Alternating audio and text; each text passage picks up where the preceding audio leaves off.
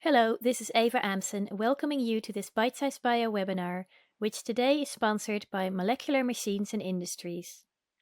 Molecular Machines and Industries, or MMI, is the leading provider of microscopic single-cell isolation tools.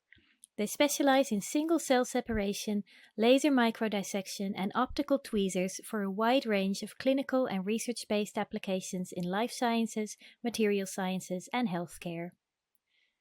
Today's presentation is titled The Good, the Bad and the RNA, Hunting for Molecular Similarities in Interstitial Lung Diseases, and it's being presented by Dr. Lavinia Neubert from Hanover Medical School.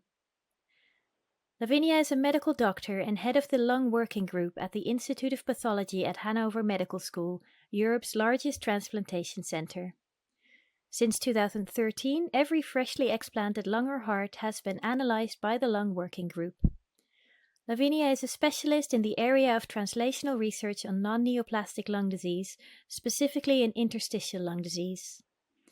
As always, we will have a question and answer session after the presentation, so please type any questions you have into the questions box which appears on the top right panel of your screen, and I'll put them to Lavinia at the end.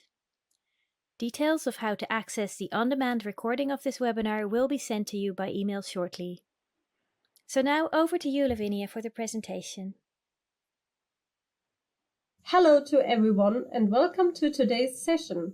I am Lavinia Neubert, a pathologist from Hanover Medical School in Germany, and I'm delighted to have you join me in this webinar, and I hope we will spend a great time within the next minutes. I'm looking forward to your questions at the end of my presentation. Let me start with a quotation of the founder of modern pathology, Rudolf Virchow. Cellular pathology is not an end if one cannot see any alteration in the cell. Chemistry brings the clarification of living processes nearer than does anatomy. Each anatomical change must have been preceded by a chemical one. In accordance to Virchow, I want to take you now on a molecular autopsy of interstitial lung diseases. Non-neoplastic lung diseases, such as COPD and interstitial lung diseases, rank second among the causes of death and appear as a growing challenge. They are characterized by irreversible remodeling with a relentless loss of lung function and a 5-year survival rate over only 30%. There's no medication cure, and development of new antifibrotic drugs like nintedanib or pirfenidone only slows disease progression. Finally, lung transplantation remains the ultima ratio. However, available grafts are limited, the treatment costs are high, and the 5-year survival rate after transplantation barely surpasses 50%. Therefore, novel approaches to understand, prevent, and ultimately cure non-neoplastic lung diseases are urgently needed. Our mission is to investigate interstitial lung diseases and enhance our understanding of molecular pathology to improve diagnosis.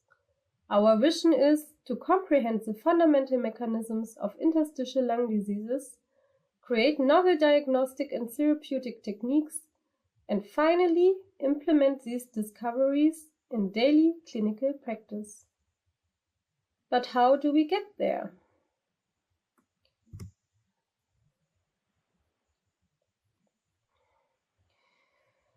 Hopefully, by the end of this webinar, you'll have a better understanding of how RNA can help us to understand the underlying molecular pathophysiology of interstitial lung diseases. You'll learn applications of advanced instruments for laser microdissection, gain new insights from laser microdissection, mRNA and protein expression analysis, and finally understand the role of fibroblastic foci in fibrotic pulmonary diseases. Confucius once said, Success depends upon previous preparation, and without such preparation, there is sure to be failure. So next, I want to share with you some of the problems we were having and how we solved them when tissue is the issue and compartment-specific analysis. So, which biomaterial is available for my planned experiments? As you may know, human disease is complex and ill understood. Common research strategies rely on animal models or cell culture experiments. The crux is, animal models are complex but not human, and cell culture experiments use human cells without complexity of the tissue. It quickly became clear to us that we need the real conditions to study human disease and that there's no way around using tissue from lung transplanted patients. For those of you who are not familiar with lung transplantation, I want to give a brief overview. Lung transplantation often remains as ultima ratio in end-stage lung diseases, like, as I already mentioned, fibrosing lung diseases. There's the possibility for different surgical approaches, like single lung transplantation, double lung transplantation, and less frequently used combined lung and heart transplantation. Since the 1980s, lung transplantation has evolved from an experimental technique to an established treatment option for end-stage lung diseases. This progress has been made possible primarily by improved surgical techniques and organ preservation, more precise selection criteria, and refined diagnostics, prophylaxis, and treatment of rejection reactions and infections. Since 2012, my mentor, Professor Danny Jonik, and I built up, in close cooperation with the clinicians, a unique infrastructure at the German largest transplantation center in Hanover. We provide a unique research strategy with a 24/7 human tissue workup and provide high quality and safe biomaterial of human lung and heart explants and gained over 10 years of experience by now. This includes the collection and processing of fresh organ tissue with disease-appropriate workup and diagnostics of human and animal samples according to current gold standards, followed by an integrative scientific use of all available samples. We started with the workup of human lung explants, and here on the slide you can see the number of biobanked lung explants over the last decade, subdivided into the underlying diseases which led to the indication for lung transplantation. Since then, we expand our spectrum to fresh lung resectates and within the CAVE 0311 also fresh heart explants and cardiac tissue after ventricular assist device implantation. This unique biomaterial of round about 900 patient specimens per year allows us to study the real diseases in their complex human environment and furthermore complements other animal research models. For about 15 years by now, we use laser microdissection for compartment analysis and since then optimized protocols to ensure highest sample integrity for meaningful downstream applications.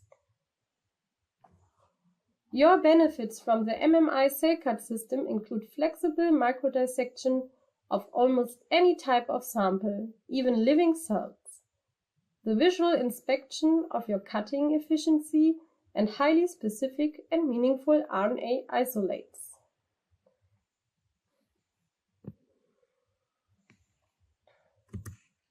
Now I want to share a short video of our established SOPs in our lab, because I think this might help those of you who want to start with their own experiments with lung tissue or any other kind of tissue type.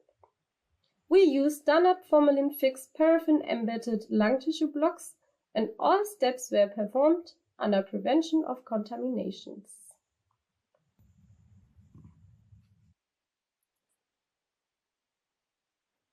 Sections of approximately 10 micrometer thickness are cut and afterwards placed on special RNase-free membrane slides provided by MMI.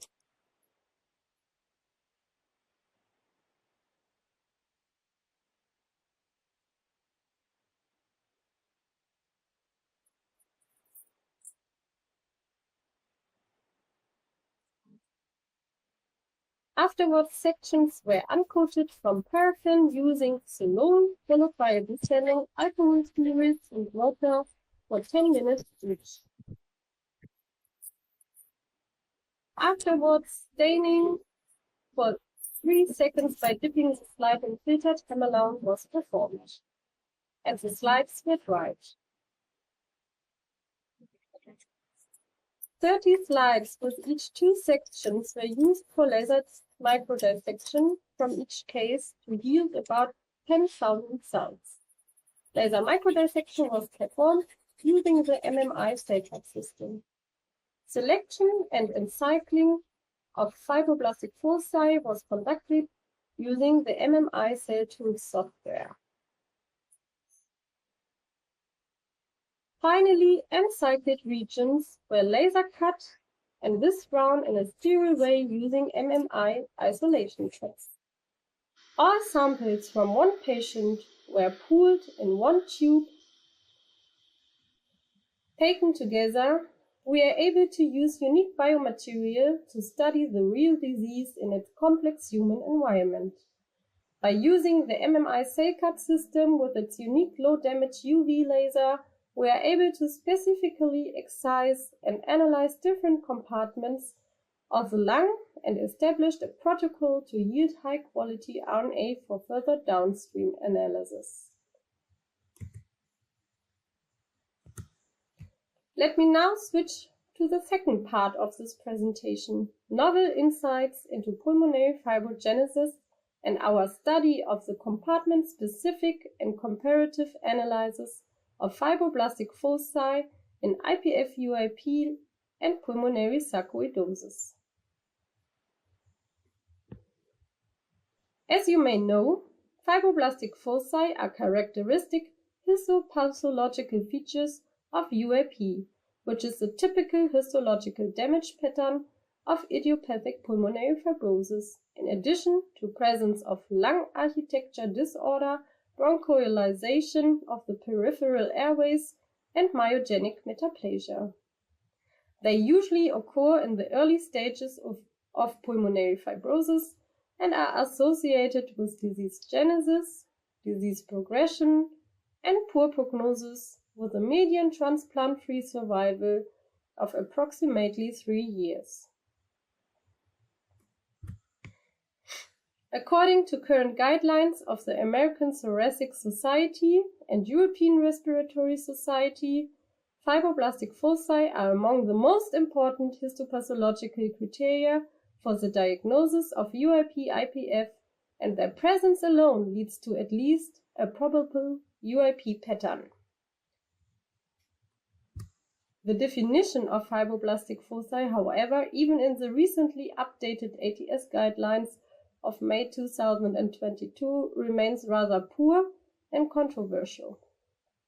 The guidelines say that fibroblastic foci consists of localized proliferating myofibroblasts with cuboidal epithelial lining, and give an addition of currently there is no universally accepted definition of fibroblastic foci, and that similar lesions are observed in a large number of fibrotic lung diseases. We also notice that there is not much known about the underlying molecular similarities and differences of fibroblastic foci in various disease entities. Therefore, we are focusing on molecular pathology as an addendum for diagnostics and better understanding. In a systematic re-evaluation of all processed lung explants from end-stage diseases in Hanover with regard to the number and distribution pattern of fibroblastic foci, we found, as expected, a high prevalence of fibroblastic foci in IPF lungs, but surprisingly also in sarcoidosis lungs. Based on the comparable histomorphology, we hypothesized that there might be a related molecular background of fibroblastic foci in variant fibrosing lung diseases. Therefore, we selected 6 clinically well-characterized samples of each of these 2 entities per group for the compartment-specific analysis of fibroblastic foci. We used healthy lung tissue from so-called downsizing lung as control samples.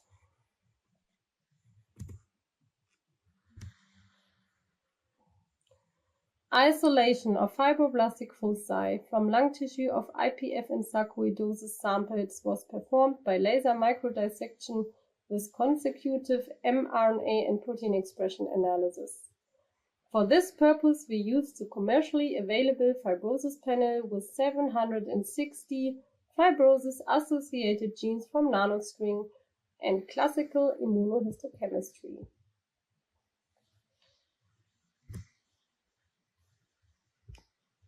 The mRNA expression analysis revealed a significantly altered expression signature for 375 of 760 genes compared with the controls presented.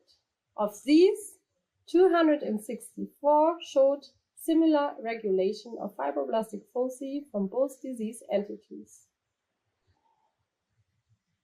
After hormone Ferroni correction, 136 genes still showed significantly altered expression compared with controls, of which 69 showed similar expression.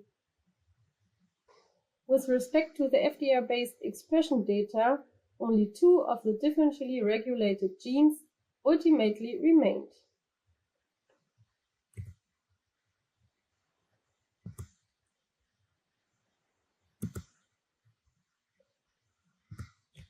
Immunostaining of selected markers from each group confirmed these results.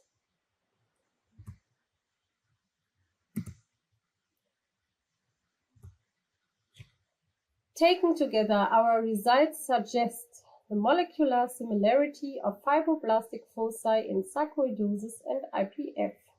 As we have shown in previous work for bronchiolitis obliterans and alveolar fibroelastosis, fibroblastic foci are also a general pattern of damage whose pathogenic mechanisms are independent of the underlying disease and rely on the same molecular processes.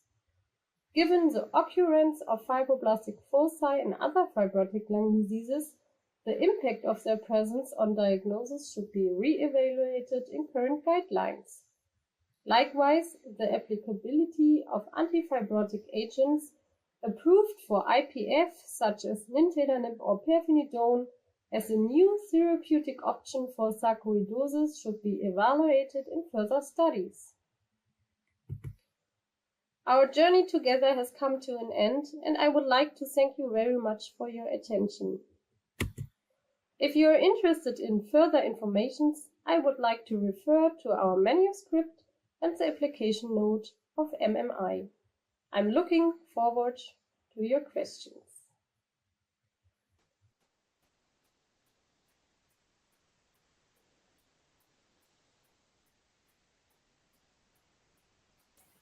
Thank you, Lavinia. That was an excellent presentation. And we're now also joined by Dani Jonik and Mark Kuhler for the Q&A. Before we start with the questions, there's also one more poll question for everyone.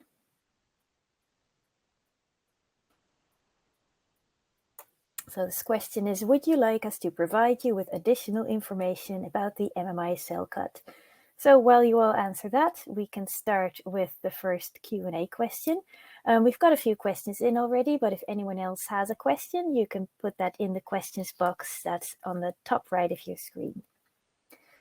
So the first question, how long does it take to generate one sample of RNA, and where are the limitations?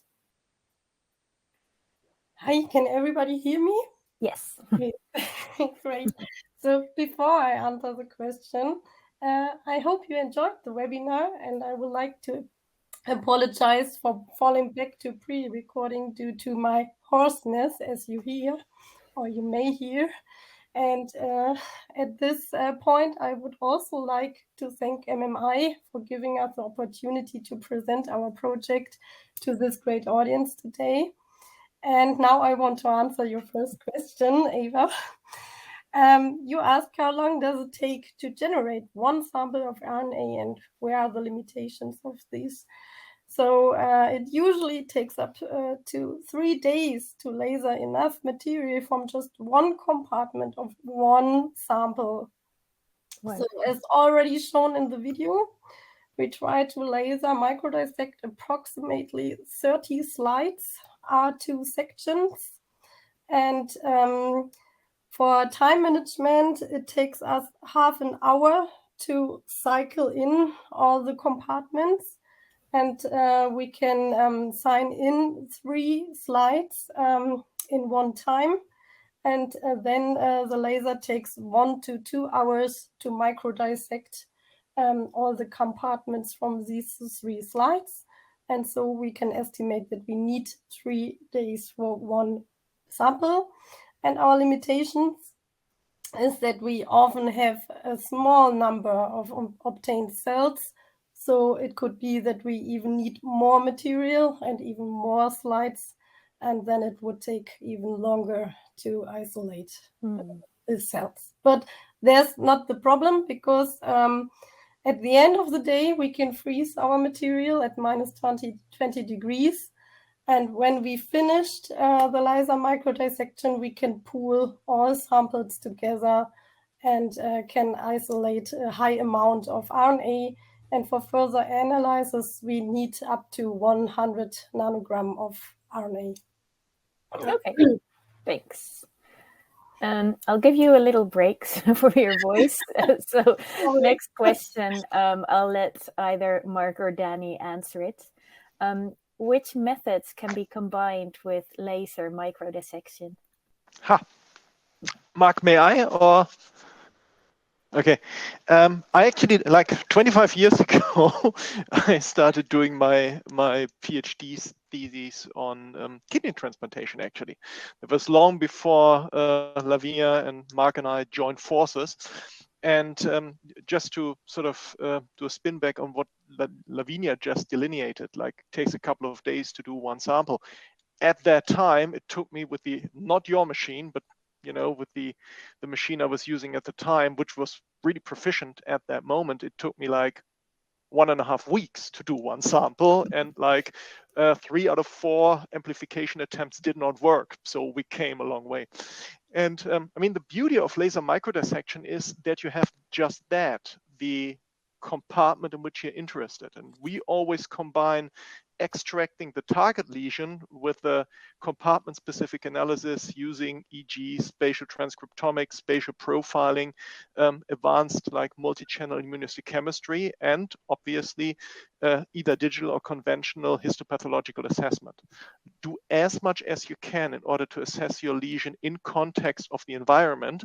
But of course, laser microdissection still has the beauty that you can be really, really sure when you do it right that I use my phone as an example for a fibroblastic focus, you can cut that out and everything else is not in your well.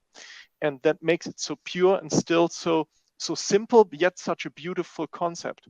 And I would always combine assessing the target lesion in its ideally 3-dimensional microenvironment with actually cutting that out, because that sort of makes your results in regard to, let's say, sequencing, gene expression analysis, protein expression, whatever, extremely bomb-proof, as it were, in regard to reviews. Like when we did both, I like, guys, correct me, but I don't think we ever had a reviewer being extremely critical when we have put forward both approaches. Thanks for that. It's Welcome. Interesting to hear a bit about how you've used things as well. In the meantime, one of the questions that came in is just asking, this is, I think you did mention it, but what's the equipment that you used for the paraffin tissue samples testing? Mark? Yeah, for gene expression analysis, for example, we like to use the nanostring system. In the past, we used microarrays.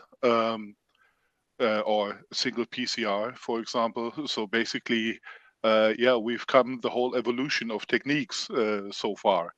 And let's put it like this: the quality of the data and let's say the precision that connects the gene expression really to the histological correlates of disease is or was getting better and better when we started to isolate really compartment specific using laser microdissection, and we're able to nail down the differences, as Lavinia showed so nicely in the presentation, of the interstitial pulmonary fibrotic disease. Thanks. This is a question for Lavinia based on the talk you showed. It says, I notice you only use hematoxylin to stain your sections. Have you tested the impact of eosin stain? And do you have to do a RAN score on tissue before assessing RNA quality? Okay, hi Jeremy, it's your question.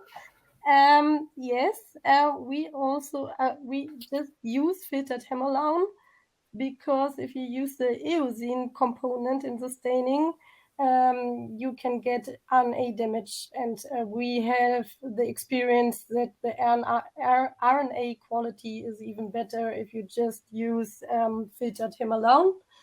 And of course, we look at the RNA quality. We use a qubit system. And for isolation of RNA, it's really easy. We take the key again RNA easy FFPE isolation kit, and following the manufacturer's protocol. Thanks. And this is a question for whoever wants to take it. How many cells are needed for sufficient RNA quality? I can take it if it's okay for the other. There's a sum rule. We take about approximately 10,000 cells. There's a possibility to have the visual control. If you use the cap and look at the tube lid, you can see if there's a smooth floor of cells, and then it's okay. But also in the software of MMI, there's a possibility to see how many square millimeters you already laser microdissected. And so you can, you can see if there are differences between the different patient samples. Okay. Yeah. If I just may,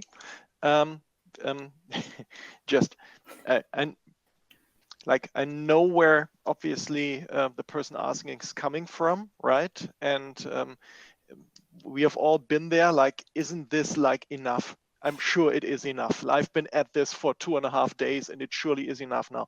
I have to warn against that, because especially when you're talking routine diagnostics, formalin fixed paraffin embedded tissue, there might be autolysis in there which you don't see, right? So if push comes to shove, the rule of thumb is more. Yeah, seriously, because you don't want to be that gal or that guy who did like, okay, it's 10,500 is good enough, and then you shake it up, you get the nucleic acids out, and then no peaks in amplification or no peaks in nanostring readout, whatever, and just do another third more, because we've all been there, and you'll be more upset if you don't do an additional laser assisted isolation as compared to when you give it another half a day, have a coffee, come back, and then do some more. Like, rule of thumb is do more. Yeah, so it sounds like there isn't really a fixed number. It's more based on like experience, what it looks like, and get as much as possible. How do you continue based on the knowledge you gained? Lavinia, do you want to take that? Yes, no problem. So there are many possibilities how we can continue. First of all, I think it would be best to test the applicability of antifibrotic drugs in pulmonary sarcoidosis patients. And how do we get this? We have the possibility to perform precision cut lung slices, as you may know, or you've never heard of them before. it's a possibility to cut our fresh lung tissue and to take the tissue into culture, and then you can apply any drug you want and you can see what happens with the tissue. So this would be the first possibility we can do, and we can compare it to the patients with the IPF. Furthermore, our working group would like to look at the proteomics in fibroblastic foci, and there we also have a beginning collaboration project in America with Jeremy Herrera.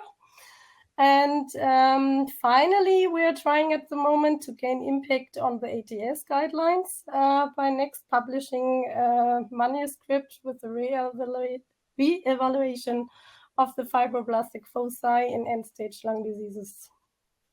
Great, thanks. Lots of work coming up still. So the last question I have is a bit more philosophical. So whoever wants to take this, in this new era of spatial transcriptomics, does this make laser microdissection obsolete? Pick me. Okay, Danny, what's your opinion? Absolutely not. I mean, the thing is, when we started using laser-assisted microdissection, it was still the hottest kid on the block, right? Mm-hmm. And now they have other kits sort of come out to play. But at the end of the day, when you have one technique and you think that's like the golden key to everything, most likely it's not true. So laser microdissection still is a very central part in what we're doing. And as I said, when you really want to make your results bomb-proof, use more than one approach. And ideally, I mean, Lavinia surely records that when Lavinia started out doing laser microdissection, she had two microscopes there, the one for doing the laser-assisted microdissection and the conventional little one in which you actually looked at regular H&E routine diagnostic slides. And you would go this way and that way and this way and that way, like make sure what you're getting into your well, right? So ideally, do the conventional histopathology or perhaps this digital pathology, whatever, before you even decide what you're going to cut. Do a comprehensive analysis and actually have somebody else perhaps look at it before you actually cut into the tissue. Do spatial transcriptomics if you can. Do laser-assisted microdissection and do conventional immunohistochemistry. All these techniques are FISH. All these techniques still have their place.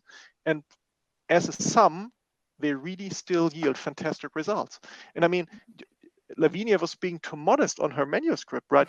Because when we are talking fibroblastic foci, when you look into the ATS guidelines or the German S2K guidelines, when you have like interstitial lung disease with fibroblastic foci present, people say, yeah, you're like 2/3 down the voyage in regard to a UIP pattern IPF. And that's sort of a disease with a median survival of 3.5 years. If untreated, 4 years if treated. I mean, that's worse than metastasized colon cancer. So by doing what Lavinia did, what we did, we actually could show by laser microdissection, not by spatial profiling, we could actually show that, nope, it's a general injury pattern as we always predicted. And, you know, you shouldn't overemphasize that lesion. It's important, but it's not really that particular. So, and that was done purely by laser microdissection as a leading technique, right? So I think that question sort of answered itself.